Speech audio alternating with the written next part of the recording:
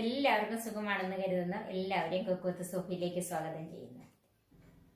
ഏത് സദ്യക്കും നമുക്ക് ഒഴിച്ചുകൂടാൻ പറ്റാത്ത ഒന്നാണ് ഒരു തൊടുകറി. അതിന് ഞാൻ ഇന്നിവിടെ ഒരു തൊടുകറി വെച്ചിരിക്കുന്നത് വഴുതനങ്ങ തൊടുകറിയാണ്.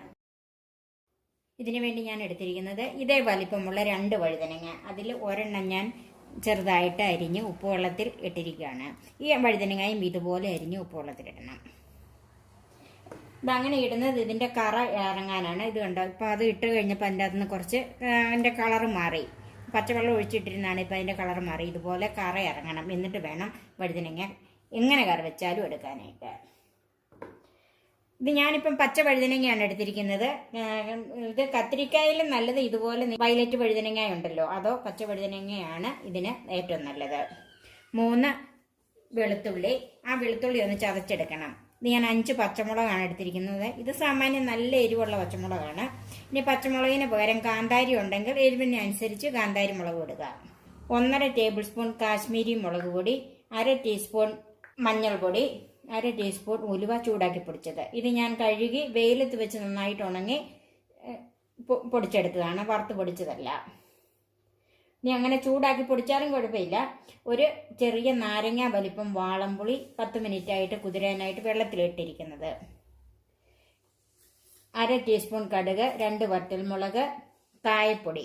ഇത് ഇടുമ്പോൾ അതിൻ്റെ അളവ് പറയാം. നമുക്ക് ഇതിൻ്റെ ടേസ്റ്റിനനുസരിച്ച് വേണം കായപ്പൊടി ഇടാൻ, അതുകൊണ്ട് അതിൻ്റെ അളവ് അന്നേരം പറയാം. ഉപ്പ്, വെളിച്ചെണ്ണ, വെള്ളം, കറിവേപ്പില. ഇത് അച്ചാറല്ലാത്തത് കൊണ്ട് ഞാനിത് വെളിച്ചെണ്ണയിലാണ് ഉണ്ടാക്കുന്നത്. നല്ലെണ്ണയിലും വേണയിലും ഉണ്ടാക്കാം. Cook with Sophie, sharing 40 years experience. ചൂടായ ഒരു പാനിലേക്ക് വെളിച്ചെണ്ണ ഒഴിക്കാം. ഒരു 2.5 ടേബിൾ സ്പൂൺ വെളിച്ചെണ്ണ ഒഴിച്ചിട്ടുണ്ട്. വെളിച്ചെണ്ണ ചൂടായി അതിലേക്ക് ചതച്ച് വെച്ചിരിക്കുന്ന വെളുത്തുള്ളി അല്ലി ചേർക്കാം.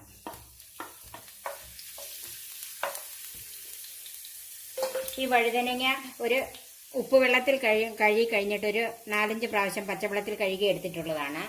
ഇനി വെളുത്തുള്ളി ഒന്ന് മൂത്തിട്ടുണ്ട്. മൂത്ത മണം വന്ന് ഒത്തിരി കരിയണ്ട. അതിലേക്ക് കഴുകി വാരി വെച്ചിരിക്കുന്ന വഴുതനങ്ങ ചേർക്കാം. കൂടെ പച്ചമുളകും ചേർക്കാം. ഒന്ന് വഴറ്റിയെടുക്കണം. ഒത്തിരി വഴന്നങ്ങോട്ടൊക്കെ മൂത്ത് പോകണ്ട. എന്നാലും ആ വഴുതനങ്ങയുടെ ആ ഒരു ചൊവയൊക്കെ ഉണ്ട്, മാറി കിട്ടാൻ വേണ്ടിയിട്ടാണ് ഇങ്ങനെയൊന്ന് വഴറ്റിയെടുക്കുന്നത്. ഈ ഒരു മീഡിയം ഫ്ലെയിമിലാക്കാം. പച്ചമുളകും വഴുതനങ്ങയും ഒന്ന് ചെറുതായിട്ട് വഴന്നു വന്നിട്ടുണ്ട്. തീ കുറച്ച് വെച്ചിട്ട് അതിലേക്ക് പൊടികൾ ചേർക്കാം. മഞ്ഞൾപ്പൊടി, മുളക് പൊടി, ഉലുവാപ്പൊടിയിൽ കുറച്ച് നമുക്ക് അവസാനം ചേർക്കാൻ വെച്ചേക്കണം. 1/2 ടീസ്പൂൺ കായപ്പൊടി. ഇതെല്ലാം കൂടെ ചേർന്നൊന്ന് വഴന്ന് വരണം. തീ കുറച്ച് വെച്ച് വേണം പൊടികൾ ചേർത്തതുകൊണ്ട് ഇനി വഴറ്റിയെടുക്കാനായിട്ട്. അല്ലെങ്കിൽ ആ പൊടികൾ പെട്ടെന്ന് അങ്ങോട്ട് കരിഞ്ഞു പോകും. ഇതിലേക്ക് ആവശ്യമുള്ള ഉപ്പ് ചേർക്കാം.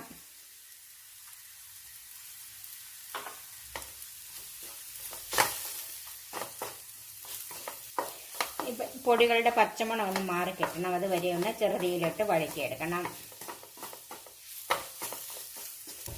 പൊടികളെല്ലാം നന്നായിട്ട് മൂത്തിട്ടുണ്ട്. ഒത്തിരി കളർ മാറണ്ട. പൊടികളുടെ പച്ചമണം നന്നായിട്ടൊന്ന് മാറി കിട്ടിയാൽ മതി. ഇതിലേക്ക് പുളിവെള്ളം ചേർക്കാം.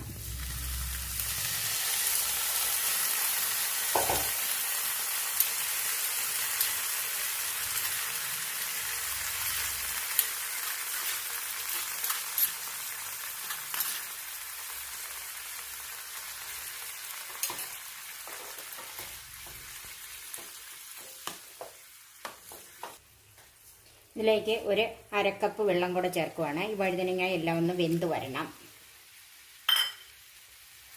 തീ ഒന്ന് കൂട്ടി വെച്ച് കൊടുക്കണം.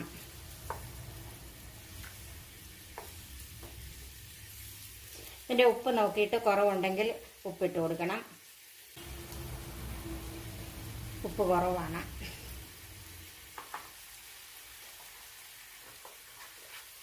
നന്നായിട്ട് തിളച്ച് വന്നിട്ടുണ്ട്. ഇനി തീ കുറച്ച് ഒരു 5 മിനിറ്റ് അത് മൂടി വെക്കണം.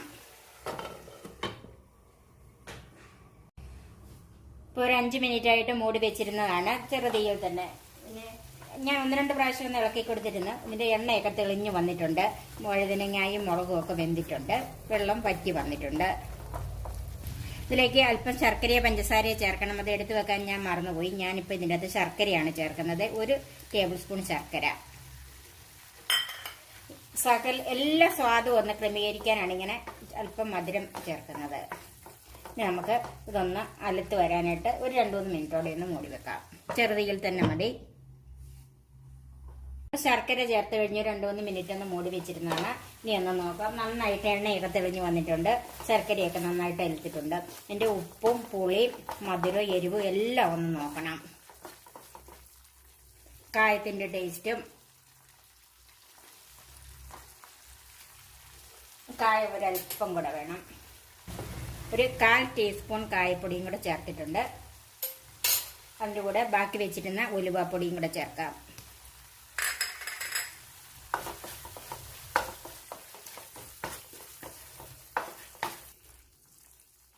ഇനിയിപ്പോൾ ഇതെല്ലാം കൂടെ ചേർത്തുകൊണ്ട് ഒരു മിനിറ്റ് ഒന്ന് മൂടി വെക്കാം.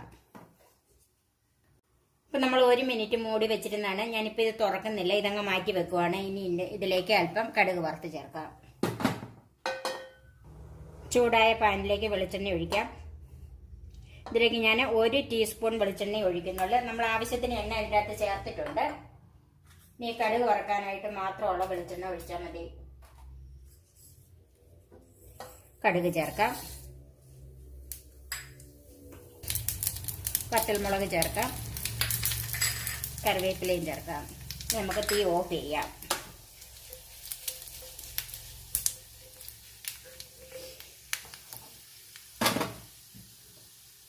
കടുക് വറുത്തത് കറിയിലേക്ക് ചേർക്കാം.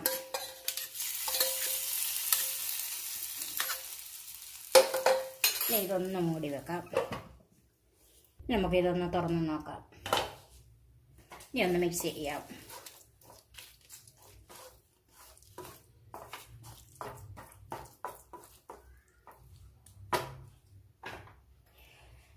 വഴുതനങ്ങ തൊടുകറി റെഡിയായി. നമുക്ക് സർവിംഗ് ഡിഷിലേക്ക് മാറ്റാം. ഇത് ചോറിനും കഞ്ഞിക്കും ഒക്കെ പറ്റിയ ഒരു തൊടുകറിയാണിത്. ഇത് നമ്പൂതിരിമാരുടെ കറിയായിട്ടാണ് ഇത് അറിയപ്പെടുന്നത്. നിങ്ങളും പച്ചവഴുതനങ്ങയൊക്കെ കിട്ടുമ്പോൾ ഇതുപോലെ ഒന്ന് ഉണ്ടാക്കി നോക്കണം.